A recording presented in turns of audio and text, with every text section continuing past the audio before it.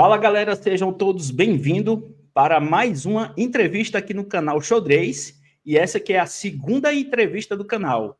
E nada mais, nada menos, convidamos uma pessoa que ele é muito especial, uma das pessoas que está em ascensão no país. Ele que nasceu dia 29 de julho de 1987, no Rio de Janeiro. Ele que é 6 vezes campeão estadual do Rio de Janeiro, já foi campeão brasileiro sub-14, campeão da Copa dos Campeões em 2001, campeão brasileiro sub-16, vice-campeão brasileiro sub-20 2005 e 2006, foi campeão da semifinal do Campeonato Brasileiro de 2006, mestre internacional em 2007, ele conseguiu a titulação. Ele foi o terceiro colocado na Sul-Americana sub-20 em 2007 também, vice-campeão do Floripa, campeão Criciúma, 2 vezes da Araraquara Chess Open, campeão Niterói. Eu não sei mais onde colocar tanto título, onde colocar tanto troféu. Top 10. Tem um canal no YouTube com quase 4 mil inscritos. Nada mais, nada menos, nós estamos com o MI Diego de Berardino. Seja bem-vindo, mestre. Opa, Daniel, boa tarde, galera. Muito obrigado pela oportunidade de estar aqui. Ele elencou aí o meu currículo, né? Só metade, né? Eu acho que foi só metade. Deve ter ainda mais como se diz, títulos para acrescentar, né, na internet. Eu acho que eu não falei ainda o suficiente. Pretendo, quem sabe, falar depois de uma outra oportunidade, zonal, brasileiro, né? Quem sabe. Mas é isso. Nós estamos aqui diante de um guerreiro, um resiliente, né? Uma pessoa que eu conheci em 2023 no Campeonato Brasileiro lá em Recife, torneio aquele pesado, 11 rodadas. Diego, tu ficou lá naquele campeonato em qual colocação? Eu fiquei em quinto. Quinto, e né? Acabou, assim, ali acabou sendo aquele último dia, né? Que você... Da partida com o Quinte, né? Com o GM Quintiliano. Foi um dia de um mix de emoções ali, porque estava em jogo, né, 3 vagas para as Olimpíadas, né? Exatamente, ainda tinha isso. Contando nos dedos, né, os rates de cada um. E o que acontece? Mas ali tinha 3 vagas do brasileiro, né? Sim. Aí, o FIA foi um dos que ficou entre os 5, ele ficou em segundo, já estava classificado pelo outro brasileiro. Então, sim. Aí ficaram 3 vagas, né? Foi o Sup que foi campeão, o Cricor ficou em terceiro, e aí na 4ª posição ficou o Lucas e eu em quinto. Ficou no segundo critério de desempate, ele ficou na minha frente. Então ali eu não consegui classificar, né? Mas para chegar ali eu tinha ganho uma partida do Quintiliano, que foi memorável, né? E eu, poxa, pensei, você estava de branca, eu lembro que você estava de brancas. Foi uma linha de gambito na semislava, né? Aquelas que sacrifica em C4, o cara defende com B5. Mas aí, após ganhar essa partida, eu pensei, pô, agora vai dar tudo certo, né? E eu vou entrar entre os... Mas aí eu fiquei fora pelo segundo critério. Aí depois disputei com ele a vaga pelo rating, né? E acabei entrando, né? Na época, março de 2024. Mas aquele dia que foi um mix de emoções, né? Foi o dia que a gente se conheceu, né? Sim. Com certeza. Assim, foram muitas emoções até ali, até hoje, mas eu gostaria de saber, né, a galera também gostaria de saber, como que foi do início, tá? O início, deixa eu ver aqui, a sua história, né? Quando que você começou e como foi que você começou?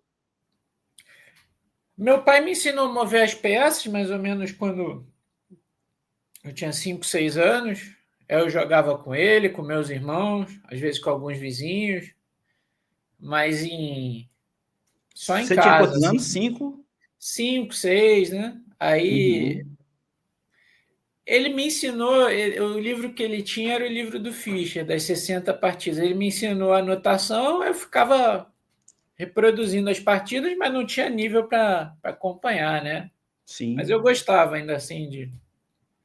Mas tudo bem, aí ficou nisso, mas só quando eu tinha 9 anos, a escola que eu participava participou de uma Olimpíada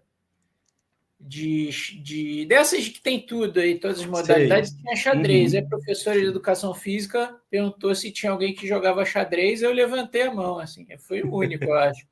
Aí eu participei e aí fiquei sabendo do mundo que é o xadrez, né? Não tinha essa divulgação que tem hoje, né? Como Sim. a internet, YouTube e tal. E aí que eu fiquei sabendo do mundo xadrez. Aí tive treinadores, né? E aí não parei mais até hoje, né? É engraçado assim, como foi, né? Você viu ali a oportunidade de jogar pela primeira vez em um torneio, mas você se considerava um garoto tímido? O que fez de fato você tomar essa atitude? Eu quero participar. Queria testar o que você já tinha aprendido ali com seu pai? Eu era bastante tímido, né? É que eu gostava muito, Não sabe? mudou muito, viu, pela aparência?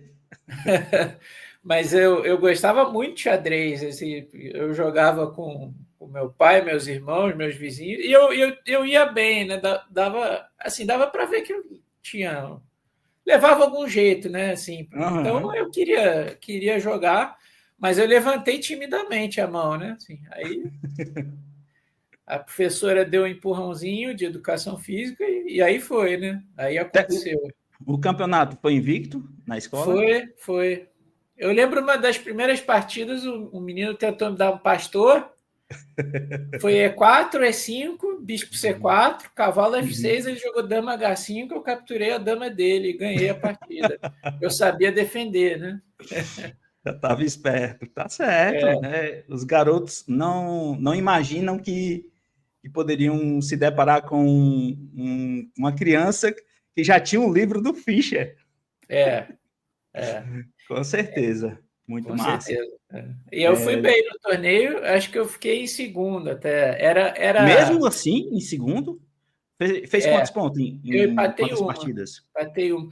Tinha 5,5 e 6. Tinha um menino muito forte, mas ele não conseguiu me dar mate de torre-rei. Eu lembro disso Sei. até hoje. E não tinha nem relógio, né? A arbitragem ficava contando, né, os lances e tal, não anotava e tal. Aí ele não me deu mate de torre-rei, só que ele fez. Nós dois fizemos 5,5, mas ele.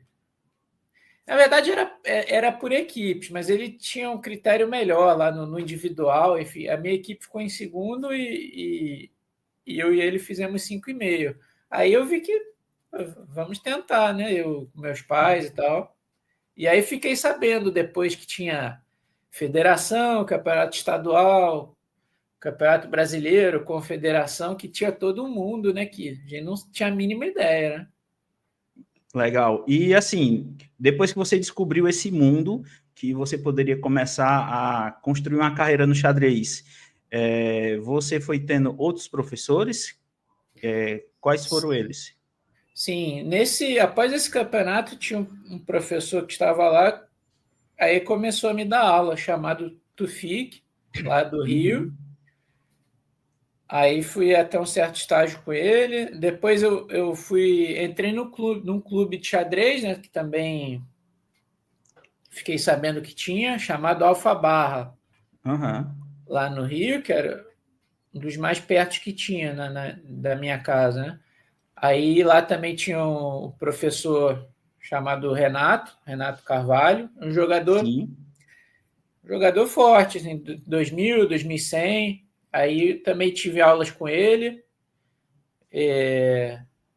Depois tive um professor que era cearense. Talvez ele vai, com certeza é conhecido aí. Ele já faleceu, né? Mas tem Como é o muitas nome dele? histórias dele. Silvio Mendes. Silvio Mendes. Eu acho que não é da minha época, porque Ele já era um senhor, assim, quando ele dava aula para mim, mas ele era Foi em que muito ano? 99, 2000. Eu nem tinha começado a jogar xadrez quando eu comecei a jogar. Fora o tempo que eu fiquei sem jogar, que foi por 15 anos. Então, é bem antes mesmo da minha. eu conheci xadrez. Ele era um jogador forte, mas o pessoal aí, você perguntava, deve conhecer, o pessoal Com certeza. das antigas. Fred Saboia deve conhecer ele, sem dúvida. Então.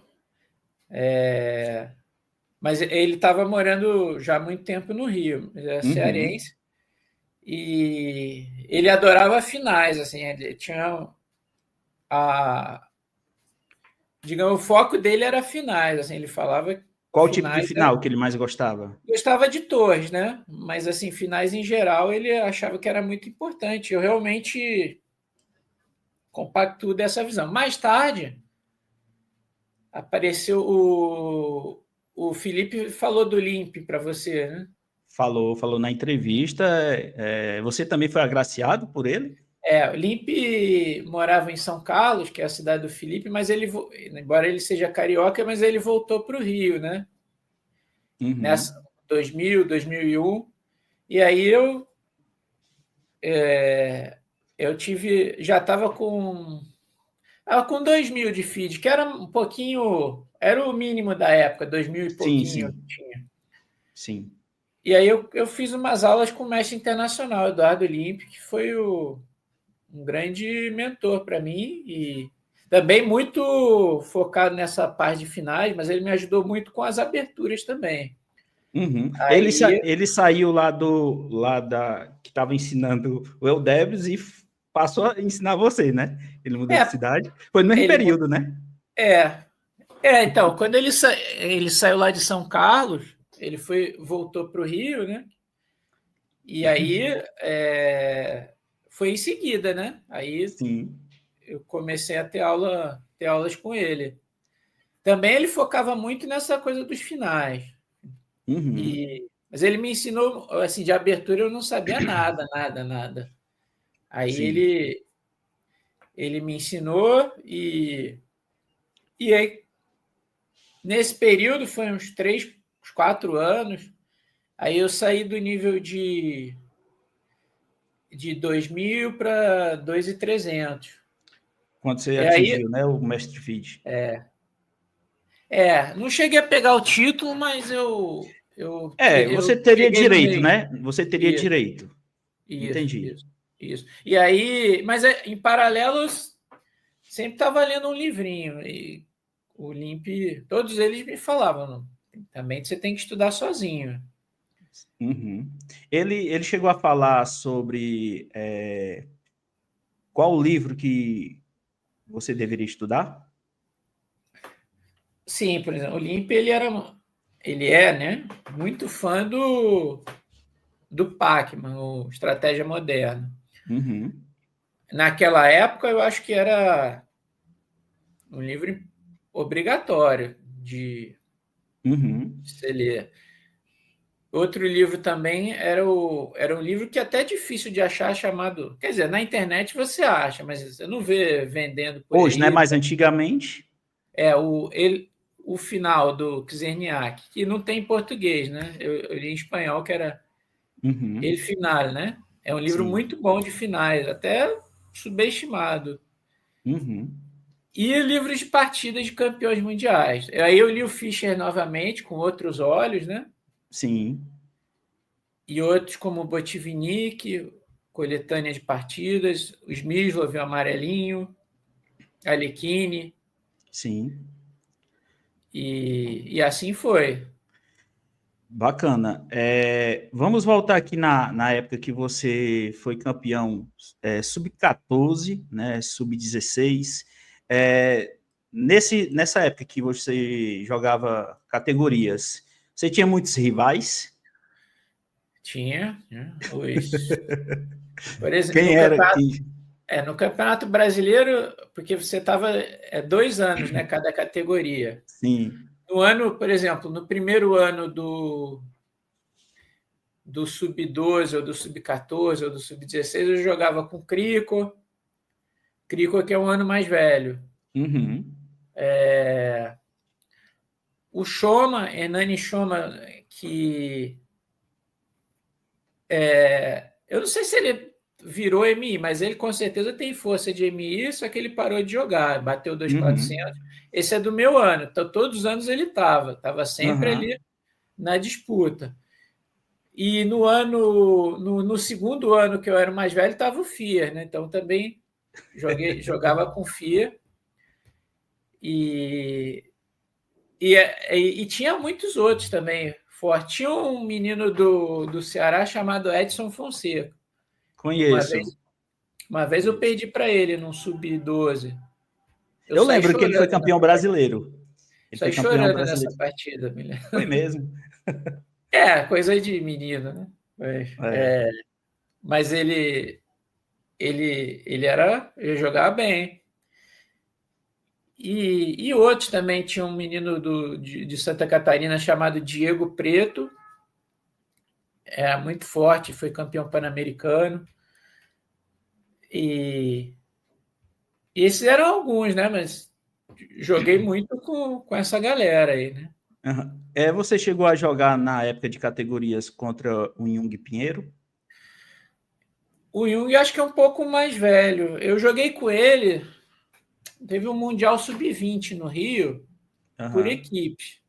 E ele estava em uma das equipes do Brasil, e eu também. Só que eu devia ter uns 13, 14 anos, e ele era um pouco mais velho. Ele é do 81. Ele é do 81. Mas a gente jogou lá, ele me ganhou. Ele me ganhou uma Siciliana clássica. Uhum. A gente só voltou a jogar naquele brasileiro que você descontou, né? Mas é uma partida com uma história épica também. Eu acompanhei, eu estava com ele hospedado. Deve ter contado, né? Não, eu estava assistindo e a gente estava hospedado no mesmo quarto. Vocês estavam. Então você sabe o que aconteceu, né? Total. Show, muito, muito bom. E assim, a gente também tem no Ceará, é uma coisa muito difícil, né? Não é tão simples. Ser campeão brasileiro sub-20, né? Você foi 2 vezes vice, né? Gente tem teve 3, né? Tem uma que não está ali tem uma que não está ali, foi 3 seguidas. Porque não dava para colocar tudo, senão eu ia ficar só falando aqui dos títulos. O Joab Brasil, que é do interior aqui do estado do Ceará, ele foi campeão brasileiro agora em 2023, em Natal. Sim. Né? Então, é algo assim bem... Se um atleta, né, consegue um título desse, nacional, por mais que seja de categoria, se ele continuar, ele pode ir muito longe, né? Pode. Assim, pois é. Depende sempre de se dedicar e também de conseguir apoio, né? Você precisa viajar para jogar os torneios, né? Isso é uma coisa que o Brasil precisa, né, para os jovens talentos arranjar apoio, né, para poder viajar, que é fundamental, né? Você está jogando com o pessoal, os melhores do Brasil, né, para jogar fora, né? Isso é fundamental para o desenvolvimento, né, do jogador. Sim, com certeza. Pois assim, depois que você começou a realmente a encarar de forma bem séria, quando você atingiu 2.300, você já tinha em mente em querer se tornar GM? Sim. E em seguida, né, quando eu cheguei a 2.300, chegou um momento que eu estava acabando o ensino médio, né? E fui prestar 2005, vestibular. não era mais ou menos essa época? 2004, 2005. E coincidiu também de eu começar a ser convidado para torneio de norma, de MI. Né? Alguns eu classifiquei, outros eu fui convidado. E também era o ano do vestibular, 2004. Aí eu fiz minha primeira norma de MI, no torneio no Clube de Xadrez Guanabara, né? No Rio. Deixa eu te perguntar, quem foram os influenciadores, né, e mentores? Quais foram esses enxadristas que foram fundamentais aí para a sua trajetória para a MI? O Limpe, com certeza, foi... todos esses professores que eu citei, o Tufik, o Renato, que era o do clube, Renato Carvalho, o Silvio Mendes, que é o cearense, e o Limp. O Loureiro, o Luiz Loureiro também não sei se você conhece, ele é um mestre feed do Rio. Eu tinha aulas com ele no clube e fiz umas aulas com ele também particulares. Mais ou menos nessa época aí. Também, todos esses aí, eles foram fundamentais nessa trajetória, né? O Limp é o que eu fiquei mais tempo, né? Mas todos esses aí me influenciaram muito. E especialmente o Limp. Até peguei alguns trejeitos do Limp, o pessoal fala, né? Da convivência. Né? Entendi. Um pouco também do estilo até de jogar também carrega um pouco dele? Com certeza, E quando é que saiu a primeira norma? Que ano? Foi 2007, 2008? De MI. De MI, exatamente. 2004, foi no 2004. Ano do vestibular. Foi aqui no Brasil mesmo ou foi fora? Foi no Rio, no Clube de Xadrez Guanabara. Né? Um fechado. Lá você... Era quantas rodadas? Você ganhou de grande mestre? Não, foi invicto? Fui invicto. Eram 11 rodadas. Era um torneio de 12 jogadores, fechado. Tinha 2 grandes mestres. O Darcy e o Neuris. E tinha... acho que com dois grandes mestres, se chegasse a média de rate, já vale nome de MI. Eu fiquei invicto. Foi 9... Foi 8 em 11. 8 em 11 foi a minha pontuação, que era o que precisava. E eu empatei, acho que eu empatei 6 e ganhei 5. Foi isso aí. E julho de 2004, acho que no meu aniversário eu fiz a norma. Muito bom. E a segunda norma também foi no mesmo período de aniversário? Não, a segunda norma já foi no ano seguinte. 2005, eu já estava na faculdade, né? Cursando sistemas de informação.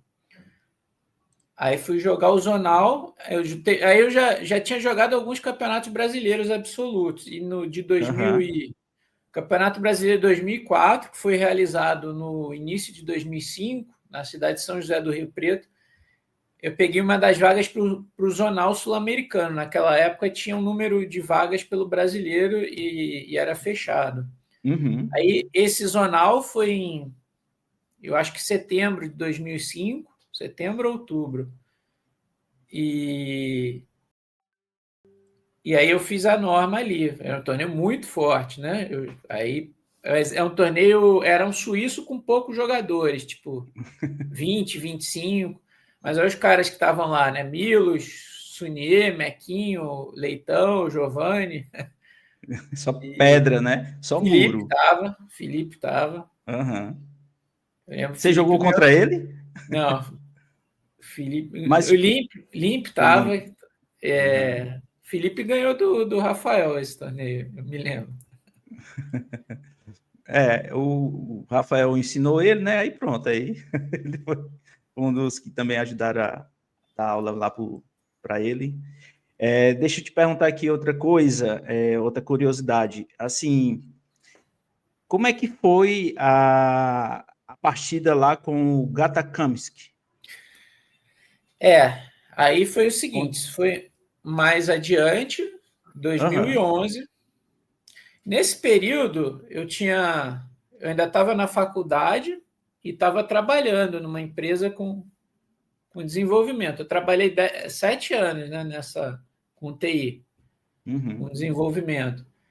Mas eles eram bem flexíveis, eles sabiam que eu jogava, eu podia sair para jogar alguns torneios, e eu me classifiquei para a Copa do Mundo no Zonal de 2011, que foi na cidade de Araruama, no Rio de Janeiro, Zonal 2.4. Sim. Eram 2 vagas, né? O FIA ganhou uma, e eu disputei num desempate com o Evandro, A outra vaga no desempate das rápidas eu ganhei. Aí me classifiquei para jogar lá em Khanty-Mansiysk, na Rússia. Isso foi em agosto de 2011. Uhum. Eu era um dos menores rates, né? Naquela época eram 128, né? Eu devia ser o 120. Aí você joga com o número 8, 7, né? Aí caí com o Gatakansk, que tinha 2.741. É. E Como é aí que foi a emoção? a primeira partida ele me ganhou muito fácil, foi uma siciliana, ele de brancos. Uhum. Por dois motivos. Primeiro que ele é muito mais forte, eu estava extremamente nervoso, sabe? De estar ali naquele ambiente. Você olhava para o lado, estava o Ivanchuk, o Mamediarov, o Kariakin jogando.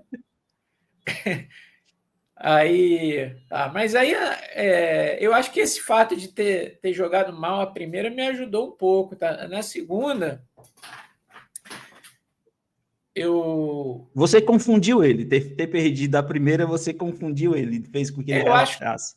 Exatamente. E nessa época eu estava treinando com o Milos. Aí o Milos falou: não, vamos jogar uma partida longa e tal. Ele jogava uma eslava bem sólida, assim, era difícil de arrumar alguma coisa, mas vai jogando uma partida longa, ele vai querer acabar logo e tal. Aí, assim, chegou a posição ficou complicada, chegou no apuro de tempo, no lance 40, ganhava mais meia hora, aí eu confundi ele, eu acho que ele subestimou um pouco. E aí eu ganhei um peão no apuro, e aí ficou uma posição de pressão eterna, que eu posso tentar sem risco, né? Sim. Ele está com o rei exposto e tal.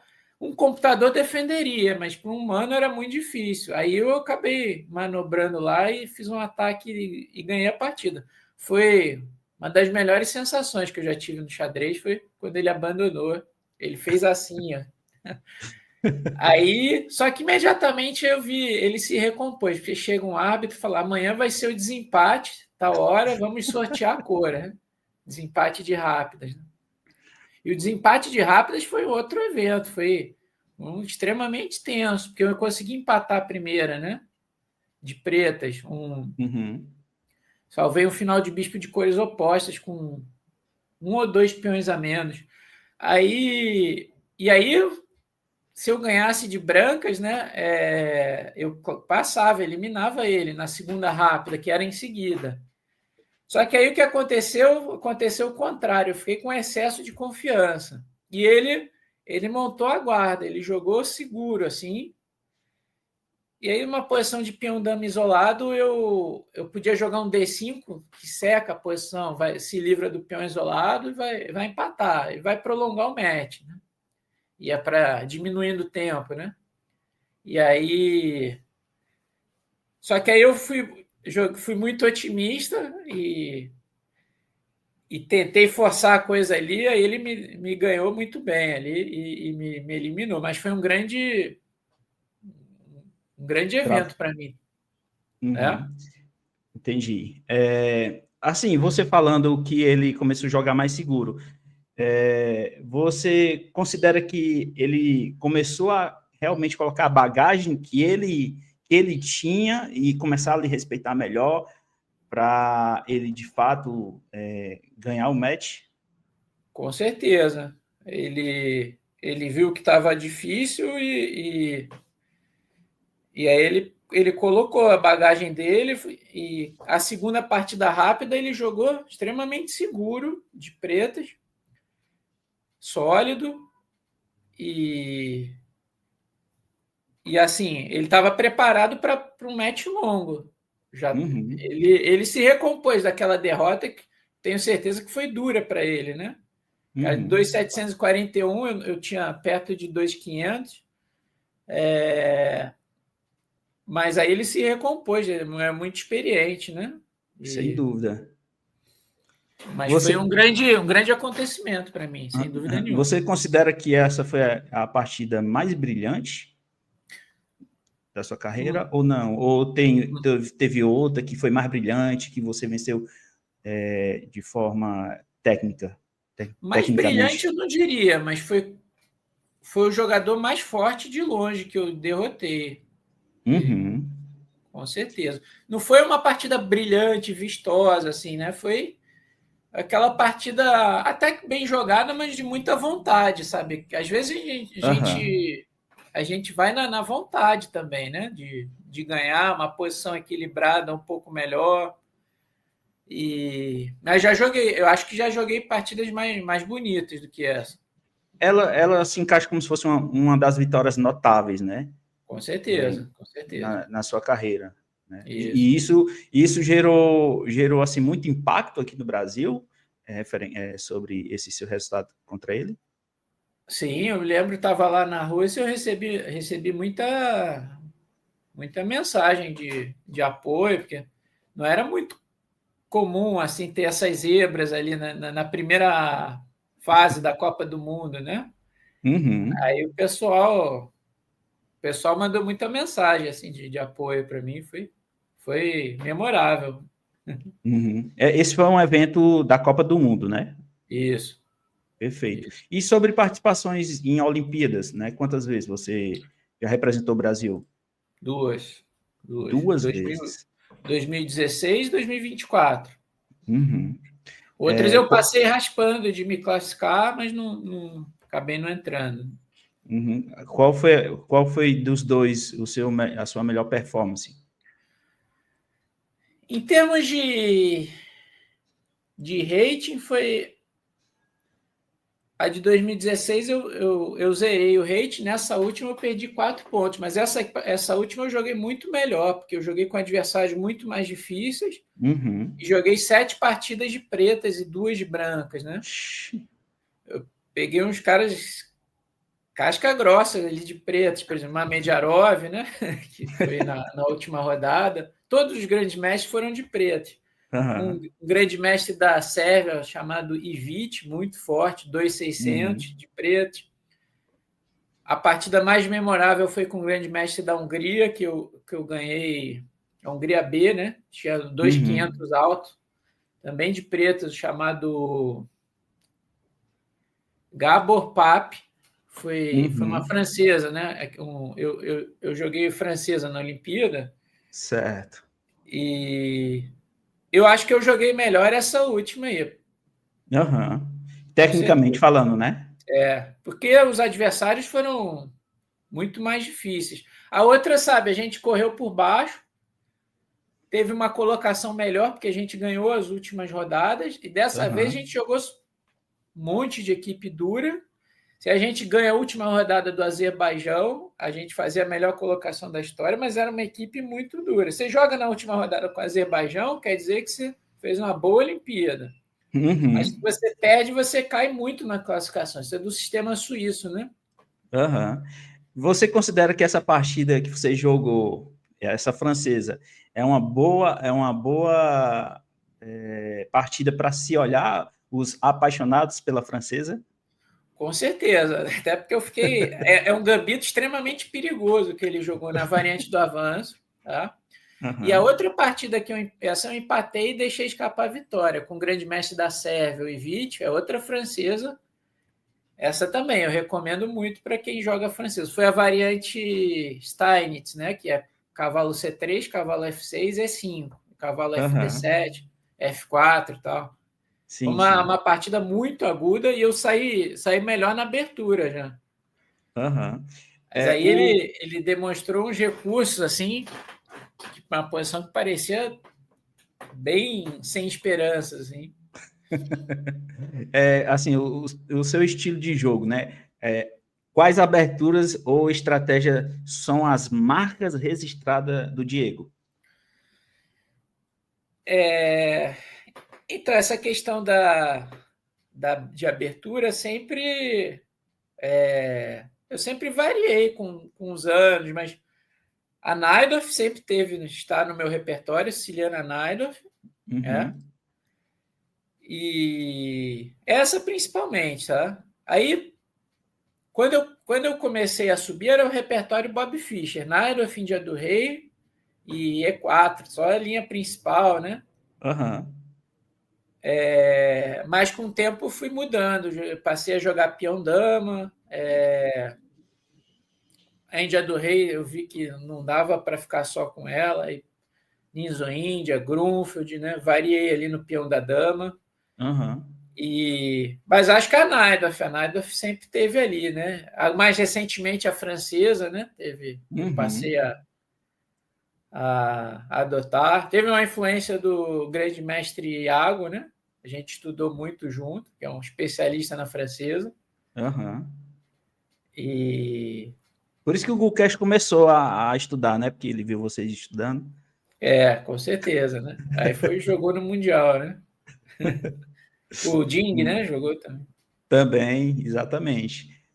Assim, partidas de virada, né? Quais foram os jogos que você demonstrou uma resiliência, né? E conseguiu reverter posições assim para a vitória?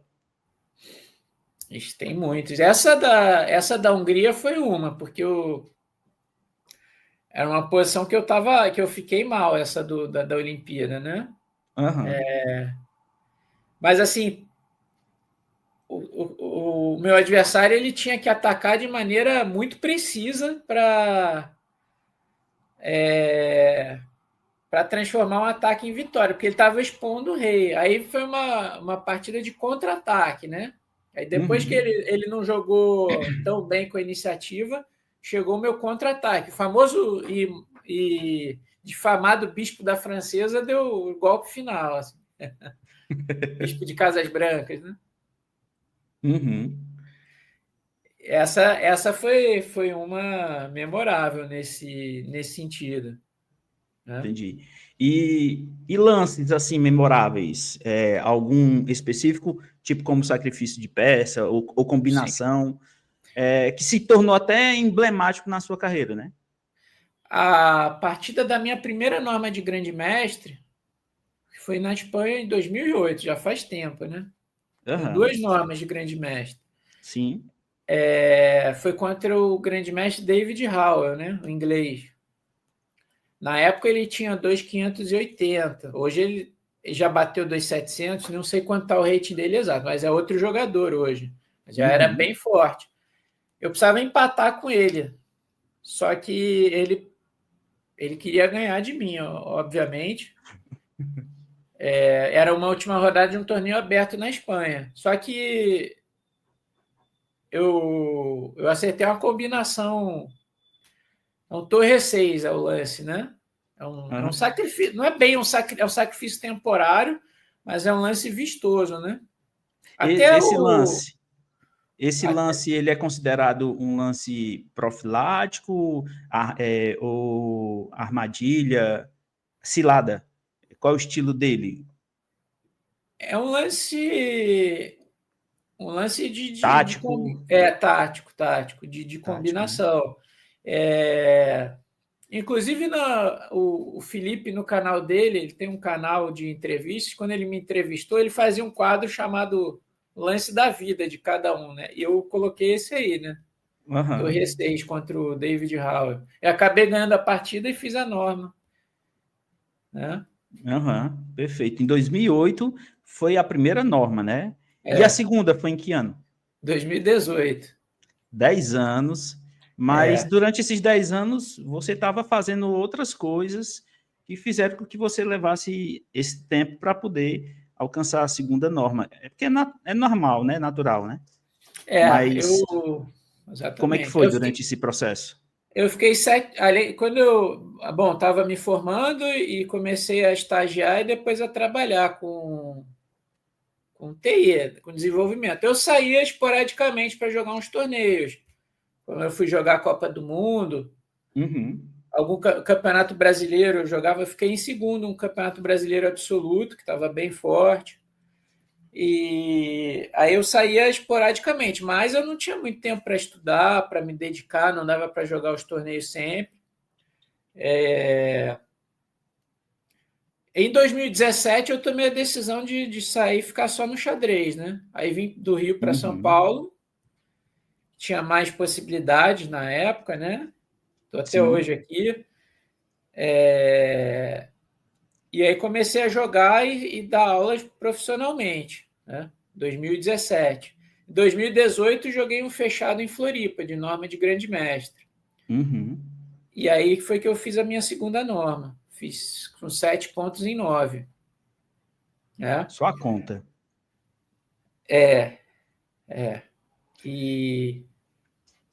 E de lá para cá estou tentando a terceira norma. Teve um monte de coisa. Pandemia, bati na trave uma vez.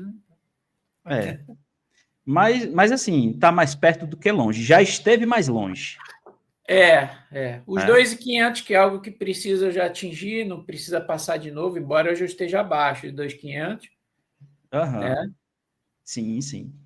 Mas é algo que vai vir de forma natural. É tanto que o Tiliano, né, ele também está voltando aos 2.500, né?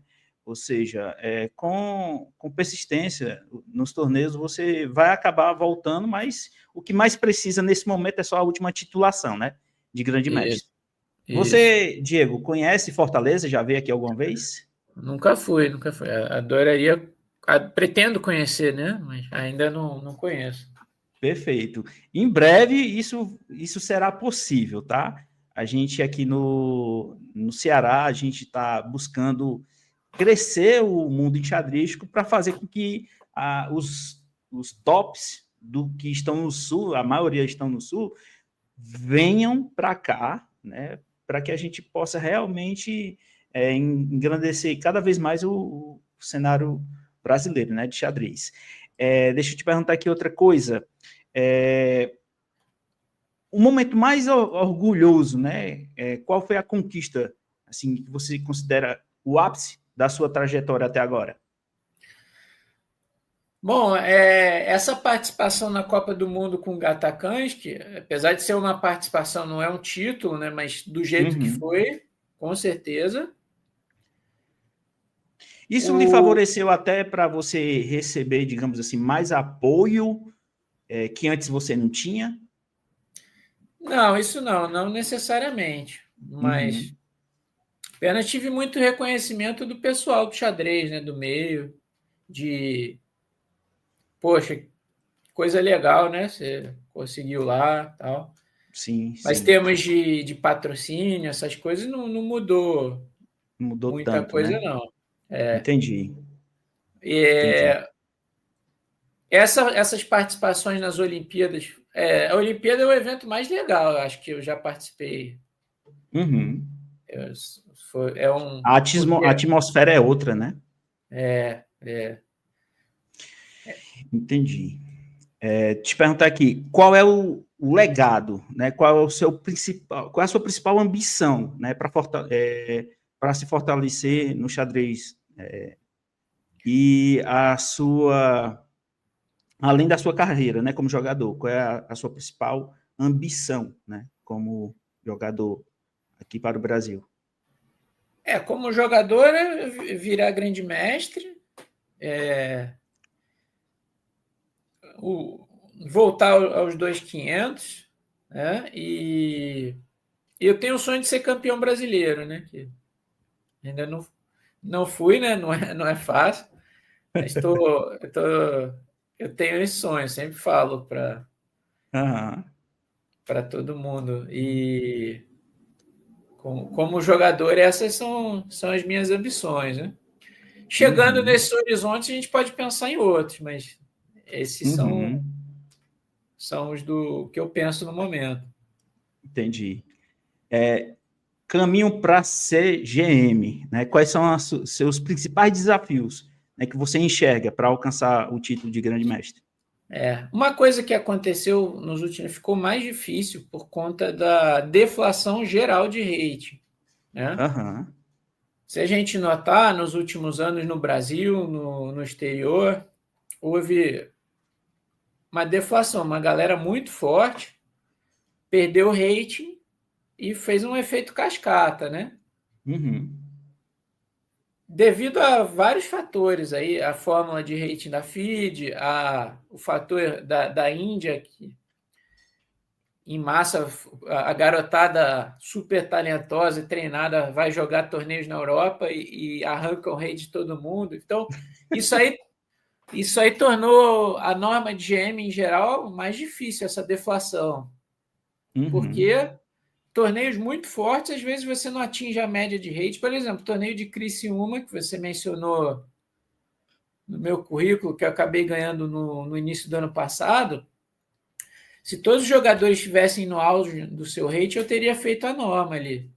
Que eu enfrentei 3 grandes mestres, tinha as bandeiras, mas não atingi a média de rating mínima dos adversários, que é 2.380, né? Porque por causa dessa deflação. Então ficou mais difícil de uns anos para cá. O grande desafio é, primeiro, ter as oportunidades, porque não é qualquer torneio que disponibiliza, que dá a possibilidade de você fazer a norma, né? Sim. E o desafio é se dedicar duro, que isso é uma coisa variável comigo, para ir atrás desse objetivo, né? E conciliar com as aulas, com outras atividades, a rotina de estudos. Sim, dar aula, aí, né? Estudar, o canal também, né? Lógico. E assim, e ter oportunidade também. Os torneios que valem norma de grande mestre são muito poucos aqui no Brasil. Vai ter o Continental das Américas agora em maio, que eu vou jogar em Foz, né? Pois é, ia ser em Natal, né? Eu ia, mas como não vai ser mais em Natal, vai ser em Foz. Aí muita gente abandonou, pulou do barco quando percebeu que foi mudado. Bons para uns, né? E ruim para outros, né? Não, lógico. Normal, né? Mas assim, o ideal seria fazer uma turnê na Europa, onde tem vários torneios em sequência, e jogar uns 3, 4 seguidos, né? Na Espanha, em Portugal, no verão europeu, que tem muitos torneios em sequência de preferência. Porque aí você tem mais chance, né? Você joga um, joga outro, de repente você acerta. Assim eu fiz a primeira norma, a gente fez uma turnê, Crico, Diamante, FIA e eu. Depois se juntaram mais dois lá na Espanha, 2 jogadores fortes na faixa de 2.100, o Gustavo e o Henrique, e a gente jogou vários torneios seguidos. Né? E então fazer uma turnê dessas daria mais chance, né? É que é extremamente necessário para poder conquistar as normas, né? O que você acha que está faltando aqui para o nosso país dar essa condição sem precisar com que a gente saia para fora para conquistar isso? Eu entendo a dificuldade de organizar torneios de norma, assim, de grande mestre, porque são torneios caros. Por exemplo, torneios fechados, você tem que pagar um bom cachê para os grandes mestres e bancar as despesas de todo mundo. Então, você precisa de algum apoio, né? Torneios abertos, você precisa de torneios com a premiação muito alta, né? Por exemplo, Floripa 2022 eu tive essa possibilidade. Não sei se você acompanhou na época. Eu precisava empatar a última partida de brancas para virar grande mestre, com o grande mestre Ungask. Mas acabei perdendo. Deixei escapar um empate e acabei perdendo. Mas foi um dos raros momentos que eu tive a oportunidade aqui no Brasil de chegar perto. Ou fechados, né? Teve esse da minha segunda norma. Ano passado teve 2 fechados. Tem algumas iniciativas aqui. Agora, precisaria ter mais para não só eu, né, outros jogadores terem as chances, porque você tem que fazer a performance de 2.600 e cumprir os requisitos. Tem que fazer um super torneio, né? Então, não é fácil naquela oportunidade, você acertar exatamente o seu melhor, um dos melhores torneios da vida, né? Que é o que você precisa para virar grande mestre. Então, precisaria ter mais torneios, mas eu entendo a dificuldade, porque é custoso, né, para organizar esses torneios. Sim, com certeza. Vamos fazer o máximo de esforço para mudar essa realidade, né? Estamos precisando. Né? Eu sou um dos que levanta essa bandeira aqui no Ceará, no Nordeste, né? E a gente vai buscar isso aí para ontem. Sobre alunos, você tem algum aluno em destaque aí que joga os campeonatos? Tenho um bocado. Tem bastante. Por exemplo, o Thiago Quinho, um aluno que está há bastante tempo comigo, agora é bicampeão catarinense de categorias. Está sempre disputando aí entre os primeiros, já ganhou o Campeonato Brasileiro Escolar, está disputando sempre entre os primeiros o brasileiro da categoria dele. O Lucas Flash, também de Santa Catarina, é um menino que foi campeão sul-americano no sub-8, foi terceiro no sub-10, também está sempre entre os primeiros na categoria dele. Outros jogadores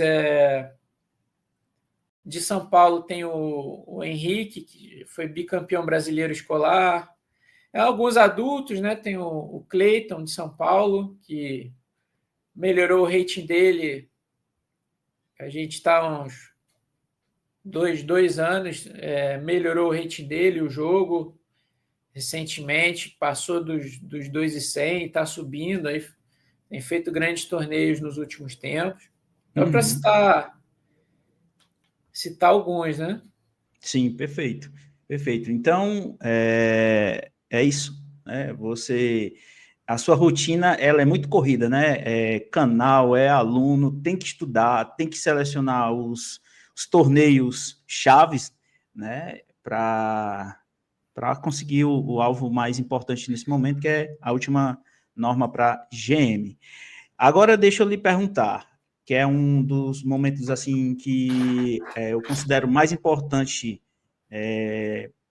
da entrevista, e principalmente para mim, eu creio que vai ser também para todos que estão assistindo aqui essa entrevista.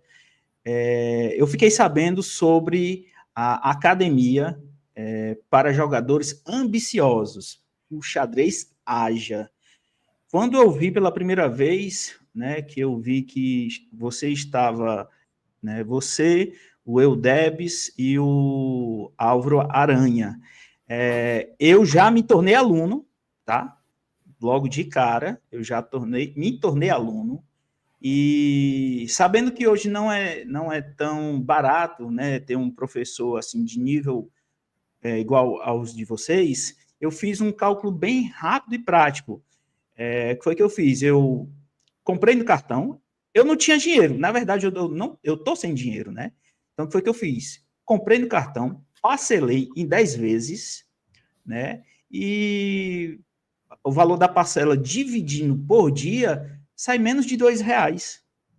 Eu achei muito barato, entendeu? Então. Eu achei muito barato para ter um conteúdo assim que vai me ressignificar os conceitos que eu tenho hoje, porque hoje eu jogo, mas eu estou sentindo que eu estou estagnado, entendeu? Então, assim, eu entendo, né? Pode ser até a mesma dificuldade de muitos que estão aqui assistindo. Eu entendo que o que está faltando, às vezes, não é nem tanto os conceitos, mas é compreender melhor os conceitos dos quais eu já conheço, né? E eu gostaria que você falasse para a gente, para todo mundo que é aqui do Nordeste, aqui do Ceará, que tem muitos jogadores que querem crescer, querem ser MN, querem ser FIDE, mestre internacional, enfim, não quer parar, né? Quer realmente crescer no xadrez, quer realmente crescer, evoluir. Então, gostaria que você falasse aqui um pouco sobre essa academia que vai ser um divisor para o nosso país. Essa foi uma iniciativa nossa, né, do Álvaro, do Felipe, minha, né? A gente jogadores experientes, né, e treinadores também. O Álvaro MF e treinador experiente de muito tempo, vários alunos campeões e tal. Felipe também, e eu tô nessa estrada há um tempo também de treinador, né? Foi uma iniciativa de nós três de criar a possibilidade de oferecer treinamentos intensivos, né? De determinado primeiro um tema macro, né? A gente escolheu o cálculo nesse primeiro, que agora no fim de abril, divididos em subtemas, né, que são muito importantes dentro daquele tema maior, né? Então, a gente chama de training camp em inglês, mas é um treinamento intensivo durante alguns dias, né, para reforçar aquele tema, né? Certo? Então, essa é a nossa iniciativa. E a gente vai fazer o primeiro agora no fim de abril, 24 a 27. Você já está matriculado, né? Façam igual o Daniel. E eu, por exemplo, eu vou falar de alguns subtemas dentro desse tema maior. Certo? Entendi. Eu, por exemplo, vou falar de lances candidatos, que é assim, uma técnica-chave quando para a gente organizar o nosso cálculo, né? Eu também vou falar de visão tática e treino de visualização, né? Que é uma coisa também fundamental quando a gente vai para melhorar o nosso cálculo, melhorar a nossa visualização à frente, né? Então, a gente vai fazer isso no nosso treinamento com muito exercício, vamos passar também para os alunos, né? Cálculo sem exercício não tem sentido, né? A gente vai passar um pouco da teoria e vai passar exercícios para vocês fazerem, vai ter interação com a gente no grupo de WhatsApp e tal, vocês tirarem dúvidas, e a iniciativa é nesse sentido, né? Felipe vai falar de profilaxia, que é algo muito importante no cálculo, de ciladas, quando colocar ciladas para o seu adversário é interessante, e quando não calcular, né, ou calcular menos, que isso é uma coisa também importante quando a gente, na gestão do tempo, do relógio, né, tem posições que você não deve calcular tanto, só o mínimo, né? O Álvaro vai falar sobre isso, Felipe vai falar sobre como estudar, né, para o jogador de torneios. Tá bem bacana e diversificado dentro desse macro tema, né? Perfeito, bem acessível, né? Financeiramente falando, bem acessível, porque qualquer pessoa ela pode, se ela realmente tiver, porque eu estava até falando com o Felipe, hoje o resultado para qualquer pessoa que está em busca de alcançar determinada titulação, ele tem que ter paixão. E a paixão é 90%, 10% é o professor. O professor ele vai dar os 10%, mas 90% é o aluno, né? Então, assim, a pessoa dizer, né, eu quero me tornar mestre FIDE e não está disposto para investir em si, então ele está dizendo o contrário do que ele está dizendo, né? Ele está fazendo o contrário daquilo que ele está dizendo, né? Então, pois é. É algo que... quando a gente quer, tem que correr atrás, né? Tem que fazer por onde, né? E se dedicar, ter contato com digamos assim, com pessoas experientes no ramo, né? Que já fizeram esse caminho. E tudo isso vai ajudar muito na trajetória. Eu diria que é fundamental, né?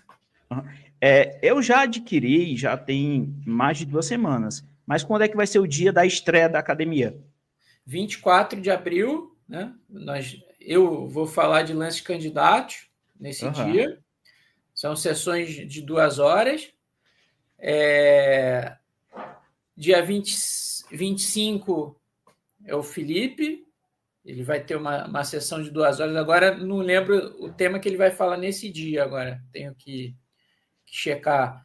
Mas é profilaxia e cilada, se eu não me engano. Sim, no sábado vai ter uma sessão...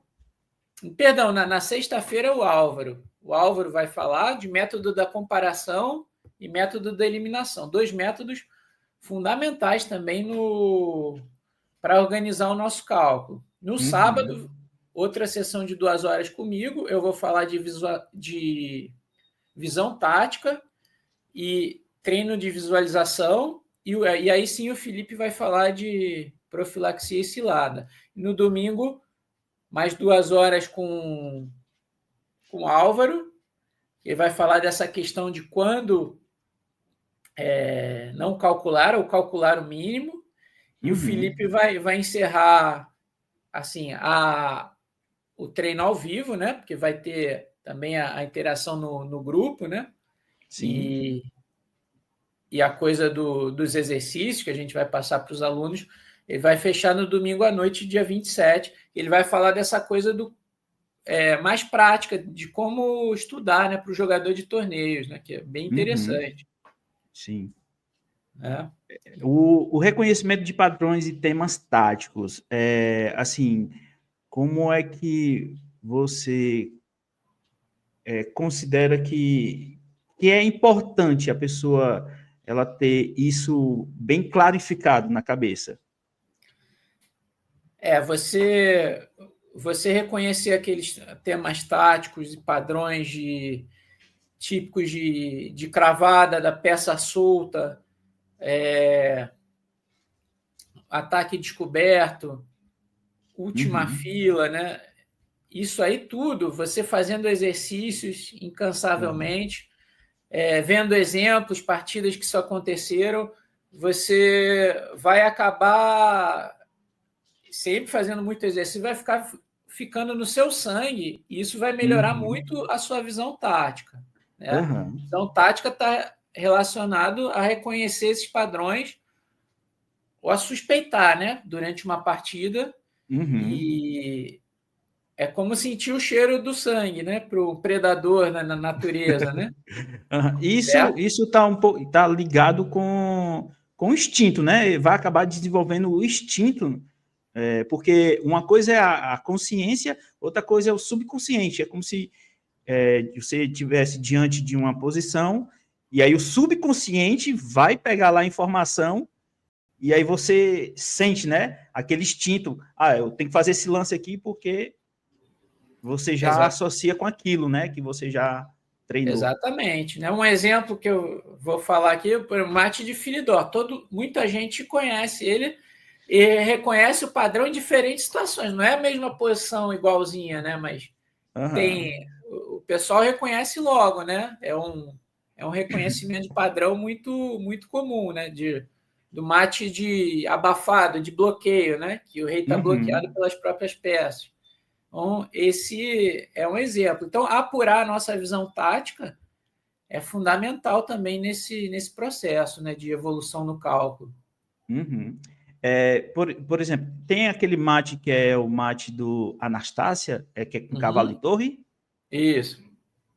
Na última rodada aqui no Campeonato Cearense do ano passado, eu fiquei em terceiro colocado, e na última, literalmente na última, eu armei essa cilada, só que eu fiz um lance que meio que desviava o olhar do jogador para puxar a atenção dele, para ele não perceber essa cilada, e aí ele fez. Aí no que ele fez, eu consegui, na última partida, dar esse mate, Anastácia, que me rendeu terceiro colocado de R$700 no bolso.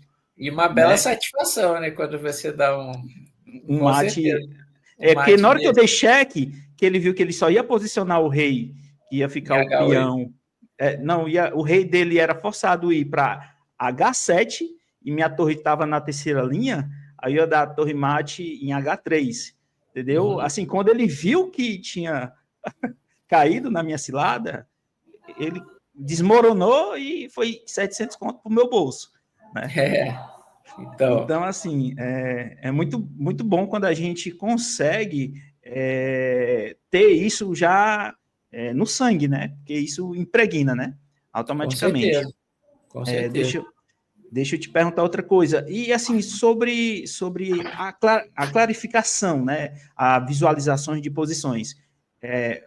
A prática de xadrez às cegas, você utiliza? Como é que você vê essa questão? É necessário ou não? Com certeza. Isso é... Assim, jogar às cegas uma partida ajuda, sim, com certeza. Ajuda, né? Mas, por exemplo, resolver os diagramas só olhando o tabuleiro, visualizando a posição adiante, né? Ver como é que está a posição final, né? Você insistir nisso, né? Eu vou falar sobre isso quando a gente falar de visualização, de você tem a técnica de você falar para si mesmo, repassar a variante para você visualizar bem. Isso é fundamental, não há dúvida, né? Quanto melhor você fizer isso, melhor vai ser o seu cálculo, melhor vai ser o seu jogo. Por exemplo, os jogadores indianos, eles têm eu estudei recentemente, tenho estudado, né, um livro de cálculo do Ramesh, que é um treinador que é um dos descobridores de grandes talentos da Índia, do Prag e muitos outros, né? Pragnananda. Ele é um, né? Tem muitos treinadores lá, mas ele foca muito nessa coisa da visualização, de você treinar variantes às cegas, assim, né? E os indianos, eles são verdadeiras máquinas de calcular. Eu já joguei com vários, né? Eu sei que se você der uma chancezinha assim tática, eles é igual é igual uma jiboia quando não deixa escapar, né? Então, porque eles têm muito na cultura enxadrística deles isso aí, né? De treinar muito o cálculo a fundo e essa coisa da visualização, né? É muito massa, muito massa. O seguinte, tivemos aqui pedidos, né? Eu falei com algumas pessoas que eu estava comentando que eu ia fazer a entrevista com você, e aí 2 pessoas me fizeram um pedido. Daniel, por favor, será se você poderia fazer essa pergunta para o mestre? Aí eu falei assim, eu vou selecionar, mas não posso fazer muito. Aí eu trouxe apenas 2 perguntas aqui, né, de 2 jogadores que são ativos, que querem evoluir, e que, com certeza, se eles realmente estão dispostos a alcançar patamares maiores, eles deveriam também fazer parte da academia. E a primeira pergunta é do Antônio Micaías. O Antônio Micaías, ele perguntou o seguinte: qual é a maior diferença entre termos qualitativos de um MF para um MI? E que meios de utilização para superar e alcançar a titulação atual?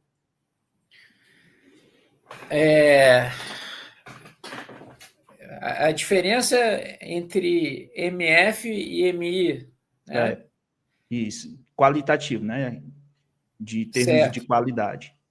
Certo. Assim, um MF já é um jogador bem forte, mas assim, mesmo dentro das titulações tem variações, né? Tem MFs que bateram 2.300, que já é um feito, mas não conseguiram subir mais, né? Tem outros que já chegaram perto do nível de MI, né? Perto de 2.400, alguns até têm normas e tal. Assim, tem... É que a variação, assim, ele depende muito do jogador, assim, individualmente, né? Alguns fazem melhor algumas coisas, outros fazem melhor outra, né?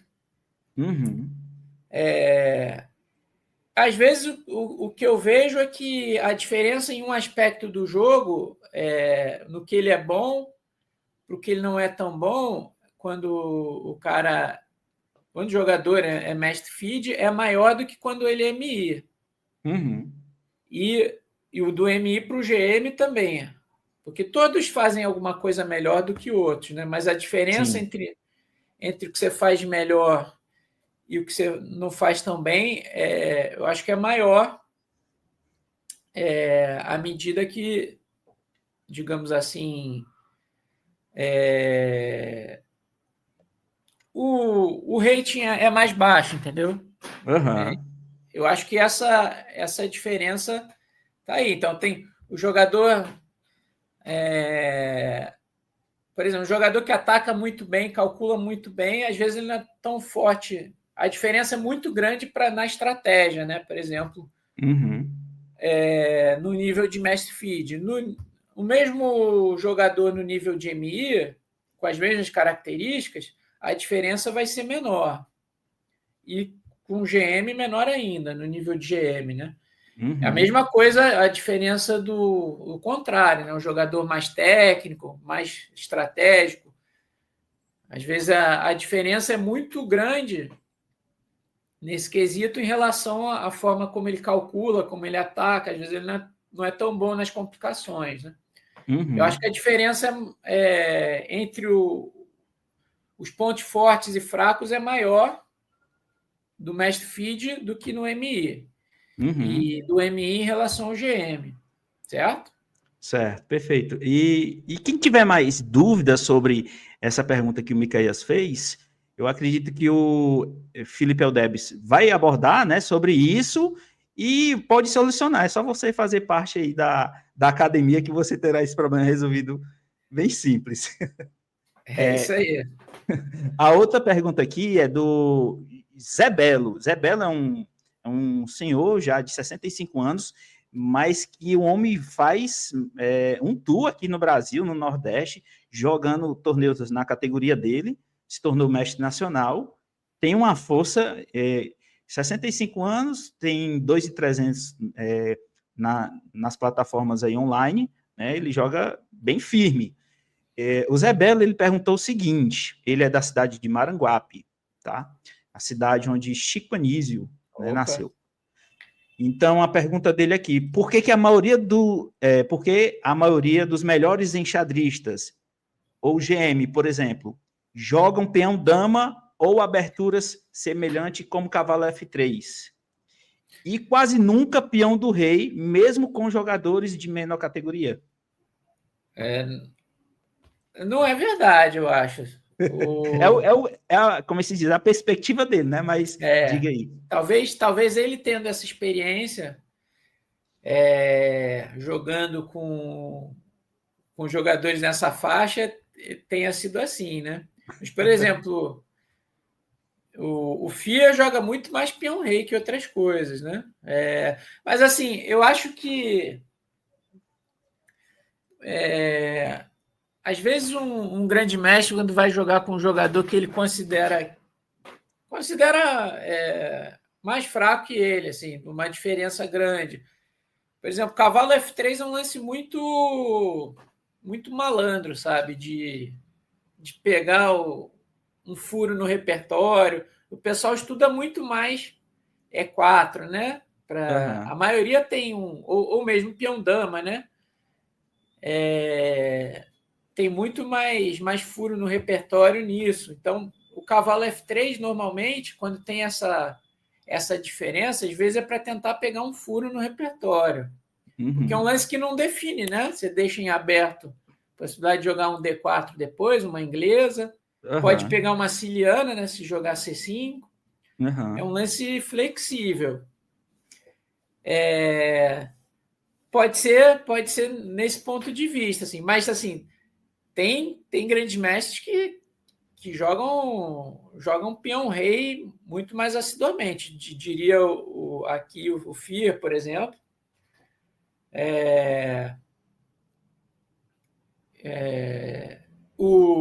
O Milos, em sua época, agora ele não está mais ativo, ele variava entre peão-rei e peão-dama, principalmente. Mas também jogava muito peão-rei, né? E mundo afora também, assim. Né? Tem de tudo. Mas talvez na perspectiva dele possa ter acontecido essa coisa da malandragem, né? Do jogar com o adversário que detectou um pequeno furo no repertório com o cavalo F3, aí vai para levar para uma linha que não é o principal que ele joga, né? Contra o peão dama, às vezes o cara tem uma defesa. Por exemplo, contra o adversário que joga Grunfeld, como eu, muita gente joga cavalo F3, né? Que é um lance que, se você tentar jogar Grunfeld, pode cair numa posição muito flexível para as brancas, assim, que tem muitas possibilidades. Então, pode ter a ver com isso, sabe? Entendi. Perfeito. Eu sei que assim, é muito conteúdo, é muito assunto para a gente falar. A gente não falou tudo, a gente vai deixar para outras oportunidades em breve, se Deus quiser, para fazer mais entrevistas com o Diego, mas eu queria deixar o recado para todos que realmente, se você quer evoluir, né, evolua aprendendo de forma correta desde o princípio. Eu até citei para o Felipe, né? Não adianta você pegar um ônibus errado e só perceber que pegou errado depois que já chegou no final da linha. Né? O quanto antes você já contornar a rota, melhor, que é para poder você começar a construir a base de forma correta, né? Saber como realmente desenvolver já com a mentalidade correta. Né? Então, assim, eu quero assim, até agradecer por vocês terem dado início a essa iniciativa com a Academia Aja, porque ela, com certeza absoluta, vai fazer com que mais jogadores busquem titulações. Com isso, vamos ter mais torneios tendo normas e vai chegar um momento que a gente não vai precisar ir para fora fazer um tour para poder formar grandes mestres, né? E vocês deram assim uma martelada no alvo mesmo, né? Que é transformar essa massa que nós temos hoje no Brasil em verdadeiros campeões, entendeu? Então, Diego, eu quero agradecer, né, pela sua disponibilidade e lhe parabenizar por toda a sua trajetória, né? Você é uma pessoa resiliente, é um guerreiro, não desiste, né? E aquela história, o segredo do sucesso é não desistir, né? Então, assim, continue firme e forte, que já esteve mais longe, e muito sucesso aí na academia, junto com o Aranha, né, o Álvaro Aranha, Felipe Eudebis, né, que vocês possam realmente colher muitos frutos bons e positivos. E eu espero que eu seja um deles também, claro. Com certeza. Eu agradeço muito a você, Daniel, por ceder o espaço também para a gente conversar aqui, divulgar nossa academia, nosso trabalho. Se inscrevam no canal dele, no Xadrez, e deem um like, né? Sempre.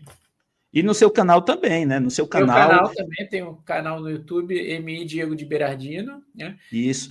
E as redes sociais da Academia Xadrez Aja no Instagram, tem um canal no YouTube. Quem tiver com dúvida, né, sobre como fazer inscrição, detalhes de pagamento, entre em contato pelo direct do Instagram do Aja, né, Xadrez Aja, que é o Instagram da academia, para que vocês possam estar falando com eles, tirar as dúvidas que vocês precisam, mas que vocês coloquem na frente o desejo, a determinação mesmo de evoluir. É isso aí, isso é fundamental. Como a gente falou, essa coisa de querer correr atrás faz toda a diferença, e querer e agir, né? É isso aí. Pois, galera, forte abraço a todos. Quero agradecer a todos que assistiram aqui a nossa entrevista. Diego, mestre, até a próxima. Você que está aqui, se inscreve no canal, né? Deixa o like, compartilha esse vídeo para o máximo de pessoas possíveis que você conheça. E a gente vai ficando por aqui. Um forte abraço a todos e até a próxima. Valeu!